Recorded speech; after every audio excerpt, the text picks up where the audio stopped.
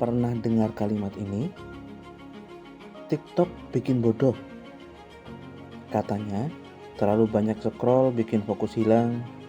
Katanya, otak jadi lemot. Katanya, generasi sekarang cuma nonton joget-joget. Tapi, apa benar sesederhana itu? Hari ini, kita coba bongkar realitas.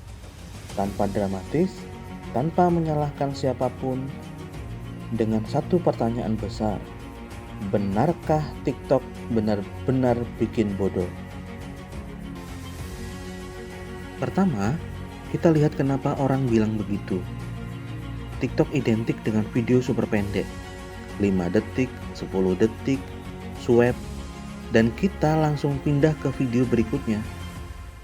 Bagi banyak orang, terutama orang tua dan guru, ini tampak seperti anak-anak gak bisa fokus, cuma nonton hiburan, isi otaknya rusak. Dan jujur saja, kadang itu terlihat benar di lapangan. Kita pernah kan mau buka TikTok 5 menit, tahu-tahu sudah 40 menit, tahu-tahu sudah 1 jam berlalu. Tapi apakah itu bukti bahwa TikTok bikin bodoh? Belum tentu.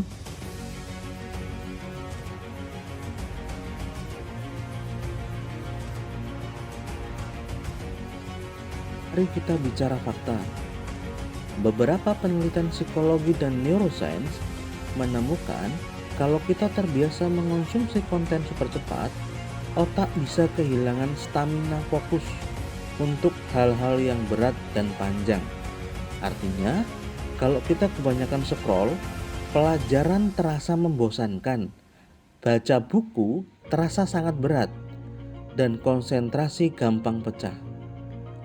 Tapi, dan ini bagian yang banyak orang lupa, konten singkat juga melatih otak memilah informasi penting lebih cepat. Otak kita jadi efisien, ringkas, dan responsif. Jadi, TikTok itu bukan racun, tapi alat. Dan sama seperti pisau dapur, bisa dipakai untuk masak atau melukai diri sendiri kalau ceroboh.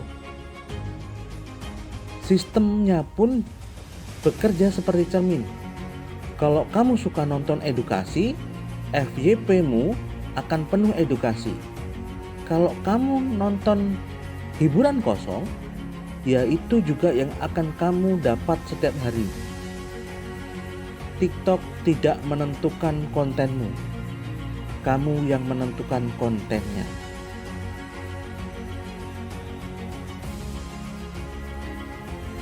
Sekarang, mari turun ke realita. Hari ini ada 2 tipe pengguna TikTok. Tipe pertama, yang benar-benar kehilangan kontrol. Scroll terus sampai tengah malam, tugas gak selesai, bangun kesiangan, nilai menurun, dan merasa hari-hari berlalu begitu saja. Dan ya, itu merusak fokus. Itu fakta, dan banyak mengalaminya. Tapi ada tipe kedua, yang menjadikan TikTok sebagai sumber ide.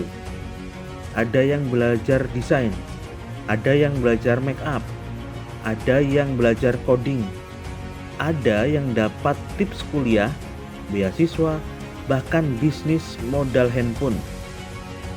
Bahkan banyak pelajar yang baru paham matematika karena ada kreator yang jelasin secara sederhana.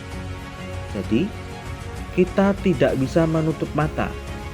TikTok bisa bikin malas, tapi juga bisa membuka peluang. Semua tergantung siapa yang memegang HP-nya.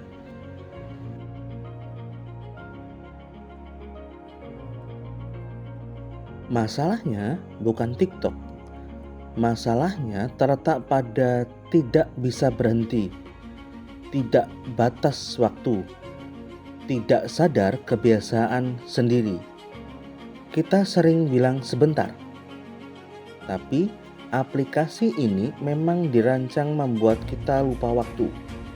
Solusinya bukan menghapus TikTok, bukan menjauhi internet, tapi belajar menggunakannya dengan sadar.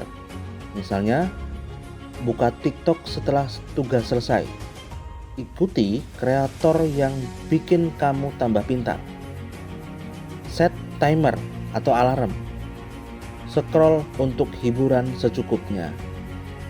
Itu sederhana, tapi benar-benar mengubah permainan.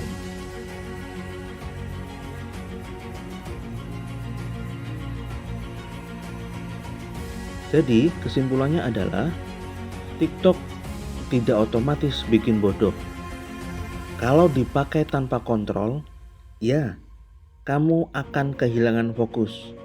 Tugasmu terbengkalai, hari-harimu terasa sia-sia. Tapi kalau kamu pakai TikTok dengan bijak, kamu bisa belajar banyak hal, terbuka dengan pengetahuan baru, dan bahkan jadi kreatif dan produktif. Realita lapangannya jelas. TikTok bisa bikin kamu keteteran, dan TikTok bisa bikin kamu berkembang. Dan bedanya cuma satu hal, cara kamu menggunakan aplikasi itu. Karena pada akhirnya bukan TikTok yang membentuk kamu, tapi kamulah yang membentuk dirimu sendiri.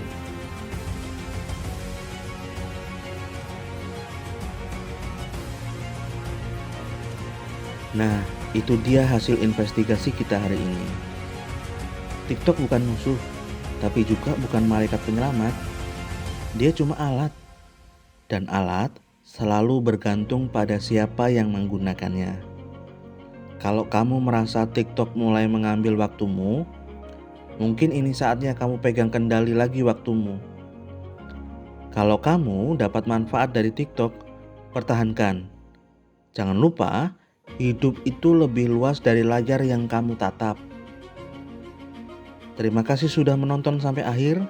Kalau kamu punya pengalaman pribadi soal TikTok, apakah lebih banyak bantu atau justru mengganggu? Tuliskan di kolom komentar.